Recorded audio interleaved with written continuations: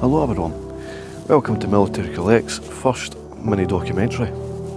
If you find this interesting and enjoyable, then please be sure to like and subscribe and share for more to come. For this video we're going to be talking about a family from the Duddingston area. We're going to be highlighting their service to the local kirk and their sacrifice during the First World War. But the village of Duddingston itself has some amazing history. But unfortunately it's massively overshadowed by its neighbour, Edinburgh City. This quiet little pocket on the outskirts of Edinburgh has seen its fair share of history. It has seen the settlements of the Celtic Votodini tribe. It has also seen the arrival of the Norman Knights, hence the construction of the kirk. And it also bear witness to Bonnie Prince Charlie preparing his plans for the Battle of Prestonpans. The family I want to talk about today though is the Hay family. The Hay family would have been a common face around these parts in the late 1800s and early 1900s. The head of the family would have been a man named John Hay. John was born in 1864 at the Liberton area in Edinburgh. His parents were named Thomas and Janet. He was the eldest of two, with his youngest brother being named Thomas.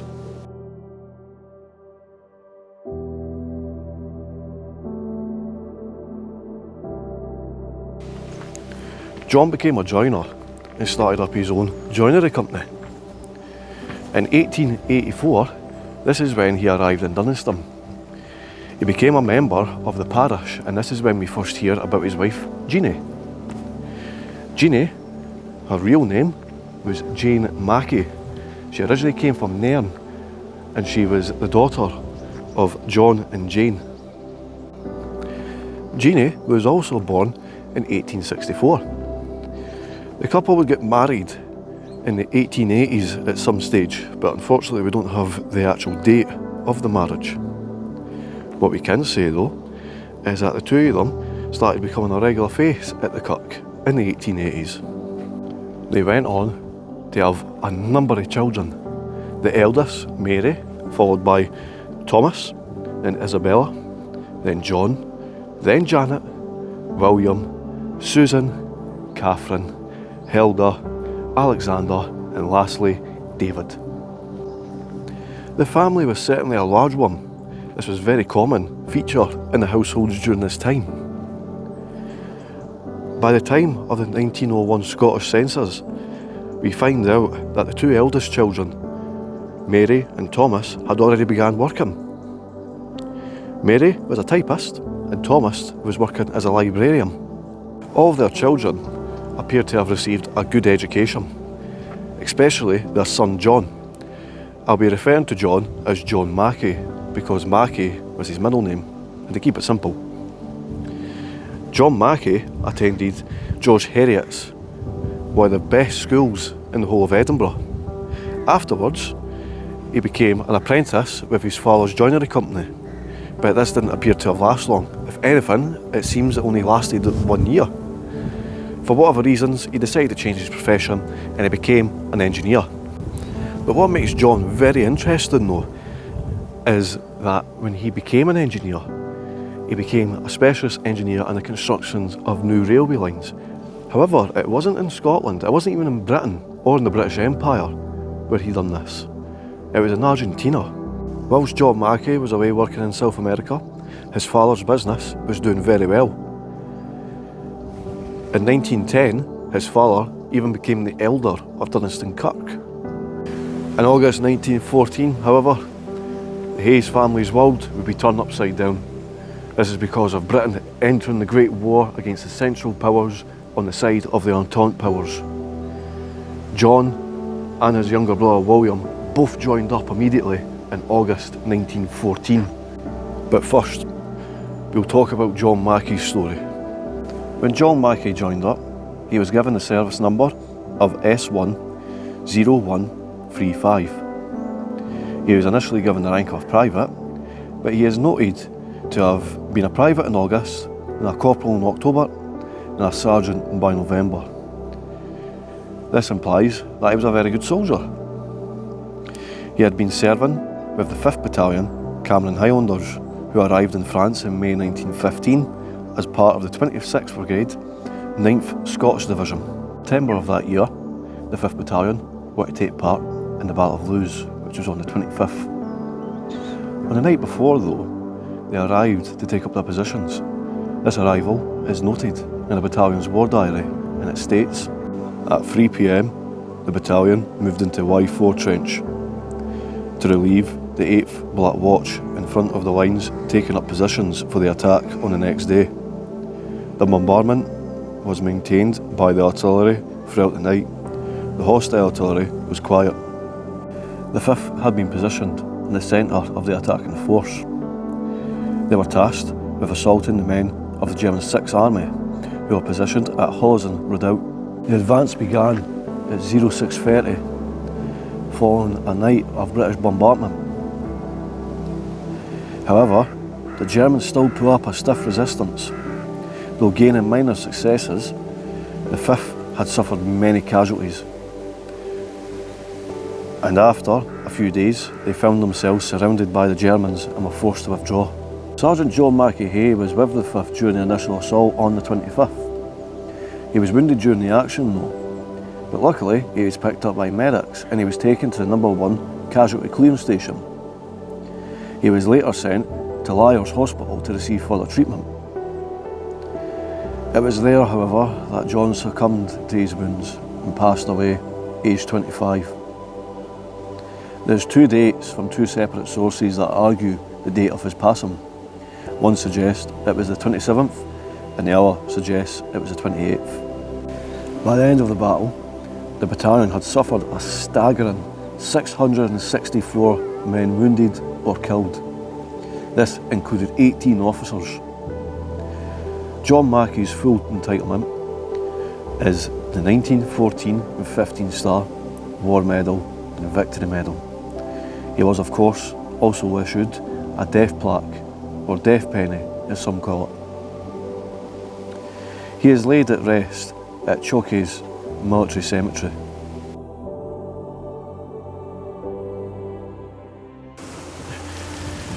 John wasn't the only Hay to join up in August 1914. His younger brother William was quick in joining him. William was working as a clerk before the war began. When William joined, he's been described to have stood at 5 foot 10 inches with hazel eyes, brown hair and a large birthmark that could be quite noticeable. He was given the service number of S12876. He originally served as a private, but like much his brother, he was flying through the ranks and later became a sergeant major with C Company, the 7th Battalion Cameron Highlanders. William was also present at the Battle of Lewes, but not with the 5th Battalion, with the 7th. Their action was at Hill 70, but their next major action came at the Battle of the Somme. Though they missed the opening days of the Somme, their reason for being sent there was because of the high casualty rate. Their push to the Somme is recorded by their commanding officer, Colonel James Walter Sandilands, DSO. We now received definite orders that we were to leave the area and move in the southerly direction. We are not told where we are going, but as we knew, the Battle of the Somme had started. It was not difficult to guess where we were going.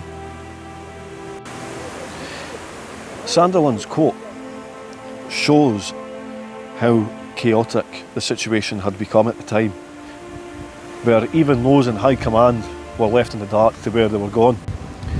However, even after the men had learned they were on their way to the Somme, Sandilands claims that they were very cheerful to show the Boche what they could do. The march to the Somme began on the 23rd of July and is described to have been one of the best moments in the battalion as spirits were high. However, they would soon be put through the meat grinder, following their arrival to the front on the 17th of August. As Sandilands continues, on the 17th we moved forward. As we marched through Albert, we saw that wonderful sight of the statue of the Virgin and Child, which stood on top of the cathedral tower originally, but having been hit by a shell, now stood out at a right angle overlooking the square. The child held out at arm's length over the head of the Blessed Virgin. It appeared to be gazing and invoking a blessing to our troops passing below. Once the 7th arrived to their positions, they began immediately making preparations for the inevitable battle. After a British bombardment by the Royal Artillery, the men went over the top, with William with them. The assault commenced at exactly 08:55. It is believed that the initial bombardment by the Royal Artillery was very effective with the German front line. It left many German casualties, and those that remained were quick to surrender to the oncoming British forces. However, not all was going to go well. You see, whilst the 7th began making defences for their newly captured trench, the Germans retaliated with their own bombardment, followed by a quick counter-attack. The Germans were nearly breaking through on the right flank, but thanks to the quick thinking of Captain McCree and Lieutenant Uhr, who began to bomb the Germans back by using captured grenades. As casualties mounted, the 7th were then reinforced by 2 platoons of the 9th Gordon Highlanders. Despite the assistance from the 9th, the Germans were overwhelming, eventually pushing the 7th and the 9th Gordons back. Though the 7th attempted to regain their previous position, it failed. At some point during the day's events though, William was sadly killed at the age of just 23. I would like to believe that William was killed during the German counter-attack. My reason for this is because just before the German counter-attack and bombardment there was a brief period of rest. This would have given time for the stretcher bearers to retrieve the wounded and dead from no man's land. But by the day's end, 44 men were confirmed killed. A further 16 men were unaccounted for, placed as MIA. They were later placed as KIA. William is commemorated at the beautiful Thiep Vale Memorial at the Somme. His name is up there with so many others who are missing. For his awards, William was awarded the 1914-15 Star, War Medal and Victory Medal, and of course, the Death Plaque. Following his brother's examples, Alexander later joined up when he became of age in February 1917. Though whilst biding his time before he became of age, he had been working for the Royal Bank of Scotland in their branch at Pitt Street. He began working here in November 1914 and he continued to work there until 1917. When Alexander joined up, he had been given the service number of 23763 in the rank of private. He was then posted to join the men of the 4th Battalion, Argyll Southern Highlanders. This leads me to believe that he was to complete a series of training whilst with the 4th Battalion, who acted as a defence unit, as in the 4th Battalion never left the country in the First World War. The battalion was also used to carry out various training exercises which were to prepare the men for the battles that they would face in France. Before he could be sent anywhere, he was admitted to the General Hospital on the 26th of December 1917. He was showing severe signs of a fever at the time, and there's 2 different sources that argue what he had contracted. One source claims that he had contracted meningitis, whilst the other one argues that he had picked up spotted fever. There is a note from his doctor overseeing him during his treatment on the 8th of January saying that Alexander had sadly passed away in his sleep as a result of the illness at just the age of 18. Personally, I would say that it was most likely spotted fever because it is contracted by ticks, and with him carrying out his training in areas that will be overgrown with foliage, this would be most likely.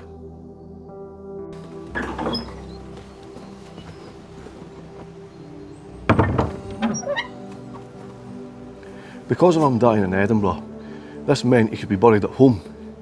So he was brought back here to Duddingston. This makes him the only Commonwealth war grave in the entire kirk.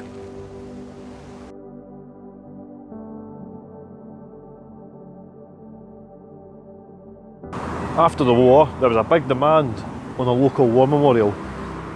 After all, in Duddingston alone, this small little village, there was 130 men that fought in it. 29 of them were sadly killed. But there was a big divide on what type of war memorial there should be. For example, the Hayes proposed for a memorial that was functional, that you could get a use out of. But there was a second party that proposed for a traditional memorial, this one here. This one, on Remembrance Sunday and Armistice Day, is where the service is usually held for the laying of the wreaths.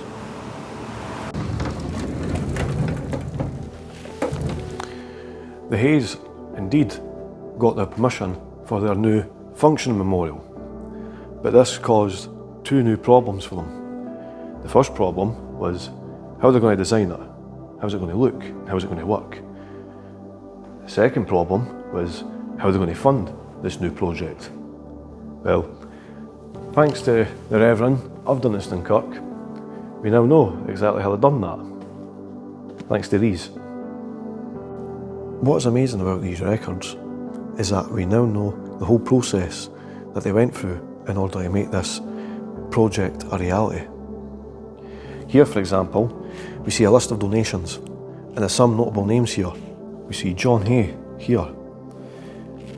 He has donated £20, which at the time was the equivalent of £2,300. We see up here friends and well-wishers of William Douglas Hay. This is most likely people who knew William. We see another mention here of William Douglas Hay, but we don't know the connection here. We see one from the Reverend of the time, and as we go further down, we even see the eldest brother, Thomas. I'm actually amazed on just how much information is here. I mean, look at this, for example. This is something you just don't see. This here is the receipt book for all of the people that donated. And if I open it up, well, if it'd be useful if I opened it the right way. If I open it up, you see some of the receipts here that haven't been used, and you see a big bundle here that have been used. You get to see exactly how much has been donated and who by. There's one that's still here that's been left by an anonymous person. Right here, we've got a copy of what the original design was meant to be. We see the doorway here, we see the St Andrew's cross here, the Christian cross, and the cross of St George. We see the year 1919 from when it was first proposed, and over here would be the list of names of all those that gave all in the Great War. When the memorial was completed, it was unveiled to the public on the 8th of October 1922 during the service at noon. Much like today, if you were to come to a service in this kirk, you're met by people at the door who would hand you out leaflets to tell you on what is happening during the service. Right here is original copies from that service. We see it mentioning here the unveiling of the war memorial and the list of the names that are on it. And if we look carefully, we can see the three Hay brothers. On the other side, we see the order of the service, which includes Bible readings, hymns, and as well as some military music. And over here, we see one of the original copies of the music sheet. And this here is the war memorial itself. As you look at it, you've noticed there's some changes. For example, the St Andrew's cross was initially maybe here, but now it's a thistle. In the centre was maybe a cross. On the right, it's maybe St George's cross. We don't know what was the reason for the changes. Was it for budget reasons or whatever? We're not entirely sure. But over here on the right side, we see all the names of the fallen. If you look closely, we see Alexander Hay, John Mackey Hay, and William Douglas Hay. But the tragic story of the Hay families don't end there. Jeannie sadly passed away in April 1930. Her beloved husband John, the elder of the church, also passed away in 1944. But as for David, the youngest of the family, he was a bit of an enigma for us. We don't actually know what David did during his life. We do know, of course, that he died here in 1972 in Duddingston. But we've recently found out that David actually served in the First World War, which would mean he would have been a very young soldier. He actually caught at the very end of the war in 1918. He had actually been serving with the Royal Scots. He was given the service number of 335955, and he was serving with the rank of private. He was then demobbed in 1921. But we don't know what he'd done during his service because we can't seem to find the relevant records. As for all the Hay sisters, we don't actually know exactly what all of them did. We don't know where most of them moved to, but we do know that Hilda was married at some stage in her life and still remained in the Duddingston area, as she is also buried here. We also know that Janet dedicated her life to care and was never married. She is also buried here. She died in 1977. Before her passing, Jeannie had one request, and that was to have the 3 death pennies in commemoration of her 3 sons were to be erected next to her hearthstone. I must admit, this is a first for myself. I've been to so many war graves, and this is the first time I've actually got to see the death pennies erected next to the family's graves. Following the death of the Hays, the Kirk decided to take their own way to remember them. So, in their honour, they erected this glass stained window. When you look at it, it says it is in commemoration of Jane, aka Jeannie, and John for the labour of the Kirk. But if you look at the details, you'll see 4 men beneath Christ and 2 women above him. The 3 men on the right side are actually John, William and Alexander, who died during their time of service. Then on the left we see David. At the top, the 2 sisters are actually Hilda and Janet. Janet we can see on the left because she's wearing the virgin blue, because she was never married. She dedicated her life to care instead. So, you might be wondering, what happened to the oldest of the Hay brothers, Thomas? Well, we can't say for sure if he joined up in the First World War. We'd imagine that he would have. With him being the eldest brother, he might have felt obliged. But we can say that there was a Thomas Hay from Edinburgh that was born in 1887 that had been serving with the Cameron Highlanders, the same as John and William. But as I've mentioned, we can't say for sure if he was in the First World War. We do know that he was married in 1910 to a woman named Jessie Dalgleish. In 1919, Thomas would have his first child with Jessie. His first child he ended up naming after his 3 fallen brothers, John, William, Alexander Hay, who later on developed a new nickname for himself called Jack. He went on to fight in Italy in the Second World War and was even awarded the Military Cross. But as for Thomas, later in life he was a shopkeeper, and he became a shop fitter. Then he went from a shop fitter to becoming the director manager of William Murray's & Co Brewery in Craigmillar. He must have been with the brewery at the point of the building of the War Memorial. Reason for this is because the brewery itself even made a donation of £20. On Christmas Day, however, 1945, Thomas suffered a massive heart attack at his home, and he died as a result. The reason why we don't see him buried in Duddingston is because he wasn't living in Duddingston at the time. I'm not entirely sure where he was living, but he was registered at St Cuthbert's Church in the West End of Edinburgh. But he might not even be buried there. It's believed that he's actually buried at the Green Cemetery closer to Morningside. But in a paper that announced his death, he's described as being a very respected businessman as well as an avid sportsman, competing in shooting clubs as well as curling clubs. That's that. That's the story of the Hayes from Duddingston. We've highlighted their commitment to the local kirk, serving for it throughout all their days, and we've also highlighted the tragic story of 3 of their sons that went off to fight for the country and never returned. We've also mentioned our community's effort in commemorating the whole family for their contribution to the area.